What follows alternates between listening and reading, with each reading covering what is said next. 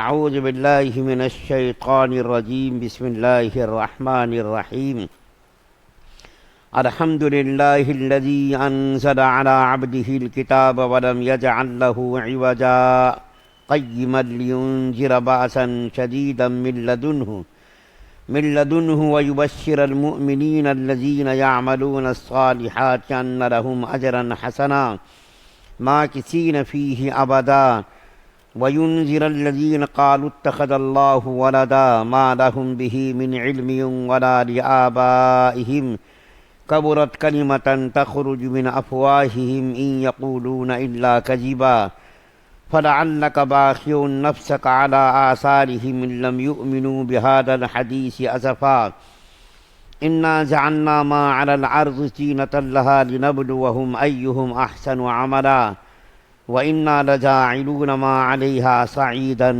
جُرُزًا۔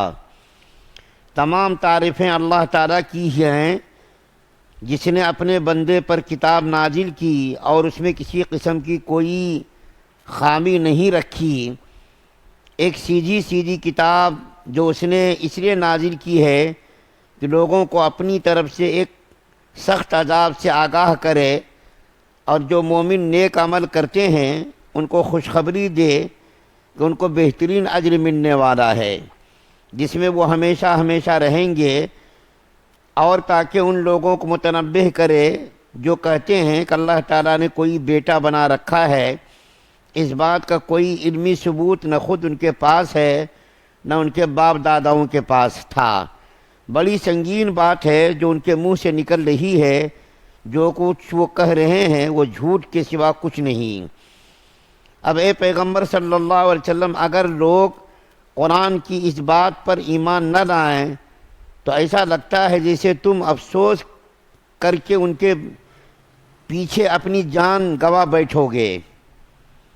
یقین جانو کہ روئے زمین پر جتنی چیزیں ہیں ہم نے انہیں زمین کی سجاوٹ کا ذریعہ اس لیے بنایا ہے تاکہ لوگوں کو آزمائیں کہ ان میں کون زیادہ اچھا عمل کرتا ہے، اور یہ بھی یقین رکھو کہ روئے زمین پر جو کچھ ہے ایک دن ہم اسے ایک سپاٹ میدان میں تبدیل کر دیں گے۔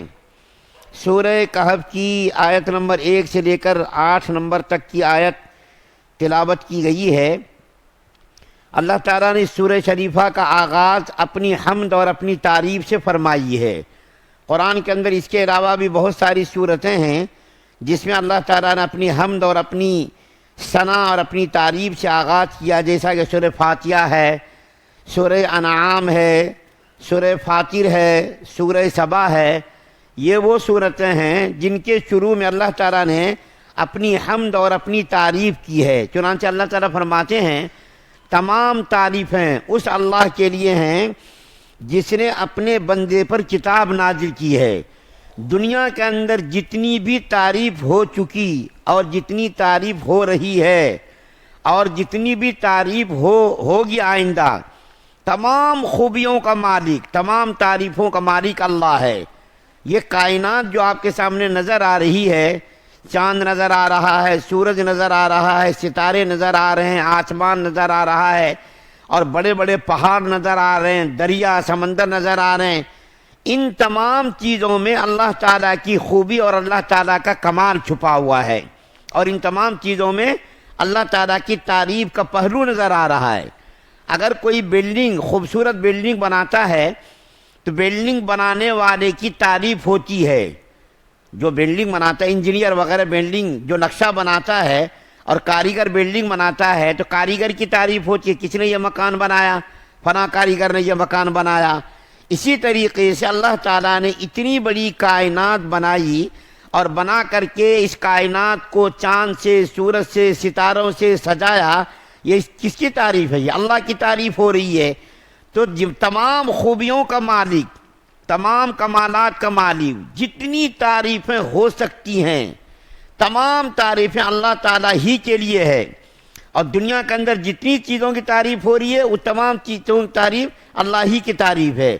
تو اللہ تعالیٰ فرماتے ہیں تمام تعریفیں اس خدا کی ہے جس نے اپنے بندے سے مراد یہاں کیا ہے؟ نبی کریم صلی اللہ علیہ وسلم کی ذات مبارک ہے۔ اللہ تعالیٰ نے نبی کریم صلی اللہ علیہ وسلم کے ناموں کو یہاں پر ذکر نہیں کیا بلکہ عبد کہا، اور میں اپنے بندے، اللہ تعالیٰ اگر کسی کو اپنا بندہ کہہ دے، دنیا کا کوئی بڑا آدمی کہہ دے ارے تم تو میرے ہو، میں تم سے بہت پیار کرتا ہوں، تم میرے بہت قریبی ہو، وہ آدمی کتنا خوش ہوتا ہے۔ نبی کریم صلی اللہ علیہ وسلم کا سب سے بڑا اعزاز اور سب سے بڑا اکرام ہے کہ اللہ تعالیٰ نبی کریم صلی اللہ علیہ وسلم کو اپنا بندہ کہہ رہے ہیں کہ ہم نے اپنے بندے پر کتاب سے مراد قرآن کریم کو نازل کیا۔ اور قرآن کریم کی خوبی کیا ہے؟ وَلَمْ يَجْعَلْ لَهُ عِوَجًا، اس قرآن کے اندر کوئی کجی نہیں ہے، کوئی ٹیڑھا پن نہیں ہے، بلکہ یہ تمام کجیوں سے، ٹیڑھا پن سے، افراط سے، تفرید سے یہ قرآن کیا ہے؟ پاک ہے۔ فصاحت و بلاغت کے اعتبار سے، تمام معنوی صوری کمالات سے لبریز ہے یہ قرآن۔ اس کے اندر کوئی کمی نہیں ہے، کوئی بیشی نہیں ہے، جتنا جو کچھ ہونا چاہیے، جتنے الفاظ ہونے چاہیے اور جتنی فصاحت و بلاغت ہونی چاہیے، تمام فصاحت و بلاغت سے لبریز یہ کلام ہے۔ انسانی کلام کیا ہے؟ جب کوئی موٹی کتاب لکھتا ہے یا کوئی کتاب تصنیف کرتا ہے تو وہ اپنی تقریر میں لکھتا ہے، ابتدا میں لکھتا ہے میں نے اپنی کوشش کی، ہر ممکن کوشش کی کہ اغلاط سے یہ کتاب پاک ہو، لیکن پھر بھی یقین کے ساتھ میں نہیں کہہ سکتا۔ لکھنے والا رائٹر کہتا ہے کہ میں نے یہ کتاب لکھی ہے، بڑی محنت سے لکھی ہے، بڑی کوشش میں نے کی ہے، اس کے باوجود میں دعویٰ نہیں کر سکتا کہ یہ کتاب مکمل کامل ہے، اس میں غلطیوں کا امکان نہیں ہے، کوئی نہیں کہہ سکتا۔ لیکن یہ کتاب قرآن کریم ایسی کتاب ہے جس کے بارے میں بالکل دعوے کے ساتھ، چیلنج کے ساتھ کہا جا سکتا ہے کہ اس کے اندر ایک ذرہ برابر بھی کوئی کمی بیشی نہیں ہے، ہر قسم کی خوبیاں اس کے اندر ہے۔ معنی کے اعتبار سے دیکھیے تو، صورت کے اعتبار سے دیکھیے تو، ہر فصاحت کے بلاغت کے اعتبار سے دیکھیے تو، نظم و ترتیب کے اعتبار سے دیکھیے تو، ہر اعتبار سے یہ کامل اور مکمل ہے۔ اور فرمان اللہ تعالیٰ کہ یہ کتاب مومنوں کو بشارت سنانے کے لیے نازل کی گئی ہے۔ وَيُذَكِّرَ الْمُؤْمِنِينَ، یہ کتاب مومنوں کو بشارت سنانے کے لیے یہ کتاب نازل کی گئی ہے، اور کافروں کو ڈرانے کے لیے یہ کتاب نازل کی گئی ہے۔ مومنوں کو تو جو ایمان لانے والے ہیں، اللہ تعالیٰ فرما رہے ہیں کہ ایمان لانے والوں کے لیے بشارت ہے، اعمال صالحہ کرنے والوں کے لیے بشارت ہے۔ تو پتہ یہ چلا کہ صرف ایمان کا مکمل کافی نہیں ہے، بلکہ ایمان کے ساتھ ساتھ اعمال صالحہ کا ہونا بھی ضروری ہے۔ بغیر اعمال صالحہ ایمان مکمل نہیں۔ ایمان ہے، کیسا بھی کمزور ایمان والا جنت میں جائے گا، لیکن کامل اور مکمل ایمان کے لیے اعمال صالحہ کا ہونا بھی ضروری ہے۔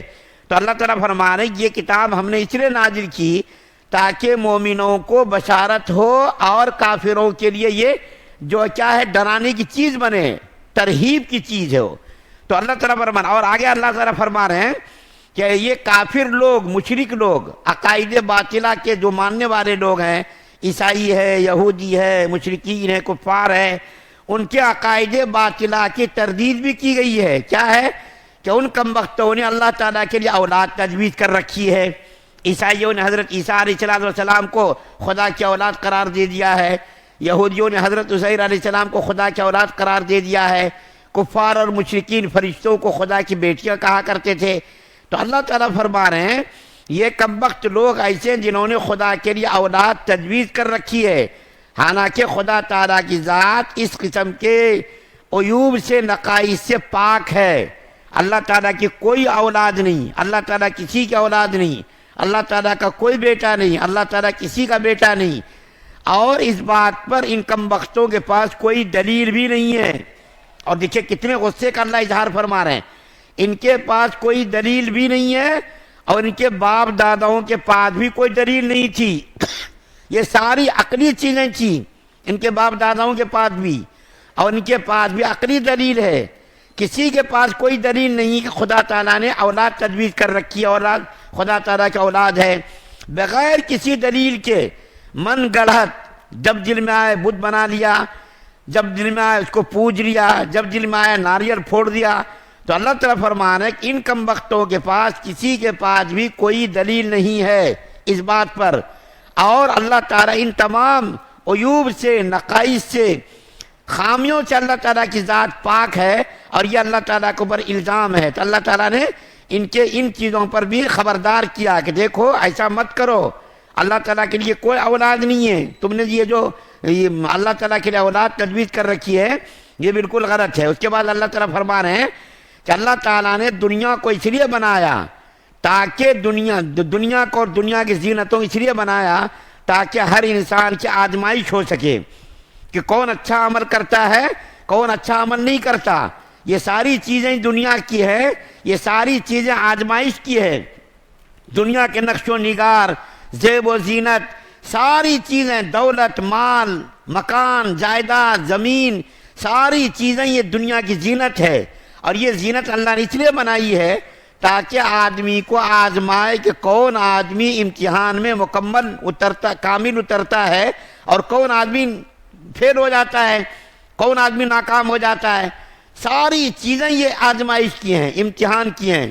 یہ ہماری عمر بھی آزمائش ہے، یہ ہماری آنکھیں بھی آزمائش ہے، ہمارے کان بھی آزمائش ہیں، ہمارے ہاتھ بھی آزمائش ہے، مال، دولت، اولاد، مکان، زمین، جائیداد، یہ ساری چیزیں یہ اللہ تعالیٰ نے آزمائش کے لیے بنائی ہیں تاکہ اللہ تعالیٰ دیکھے کہ کون آدمی جو ہے اپنی مرضی کے مطابق زندگی گزارتا ہے اور کون آدمی جو اللہ تعالیٰ کی مرضی کے مطابق زندگی گزارتا ہے۔ اس لیے اللہ تعالیٰ نے نبی کو بھیجا، نبی کے ساتھ ساتھ کتاب کو بھی بھیجا، اس کے ضابطے، دنیاوی زندگی کے ضابطے جو ہیں اس طریقے سے زندگی گزارنا ہے، اس طریقے سے زندگی گزار کر کے آؤ گے تو اللہ تعالیٰ فرما رہے ماں کسین فیہ ابدا، کہ اگر اللہ تعالیٰ کی مرضی کے مطابق تم زندگی گزار کر آؤ گے تو تم کو جنت میں ہمیشہ ہمیشہ کے لیے ٹھکانہ دیا جائے گا، اور اگر اپنی مرضی کے مطابق، اپنی خواہش کے مطابق تم نے زندگی گزاری تو پھر تمہارے لیے جہنم تیار ہے، جہنم کا ایندھن تم کو بنایا جائے گا، جہنم تمہارے لیے تیار کیا گیا ہے۔ اور یہ بھی یقین رکھو کہ روئے زمین پر جو کچھ ہے ایک دن ہم اسے ایک سپاٹ میدان بنا دیں گے۔ کیا مطلب؟ یہ ساری چیزیں ایک دن، قیامت کے دن ساری چیزیں اللہ تعالیٰ آسمانوں کو توڑ دیں گے، زمین کو توڑ دیں گے، پہاڑوں کو توڑ دیں گے، اور توڑ کر کے سپاٹ میدان میں تبدیل کر دیں گے۔ اللہ تعالیٰ سے دعا ہے اللہ ہم سب کو سننے زیادہ عمل کرنے کی توفیق عطا فرمائے۔ سبحان اللہ بحمدہ، سبحانک اللہم وبحمدک، ونشہد ان لا الہ الا انت۔